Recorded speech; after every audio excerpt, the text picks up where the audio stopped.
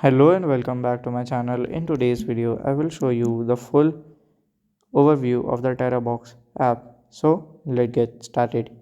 So here I can see the TeraBox app. So I will just open it once. Okay.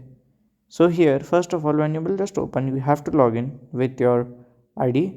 Okay, remember that. Then here you can go to the files and you can see other files also. And if you see here, you can see the blockbuster movie and many other things like web series and other things. You can, if you want to upload your data, you can upload the data from here as well. I don't suggest you to upload the data because it's a Chinese app, and it's a very good app if you want to store your like the data that will leak, and if you don't care the type of data, you can store there. And if you have any question, you can let me know in the comment section. And if you find this video helpful, make sure you like, subscribe and share the video. Thank you for watching.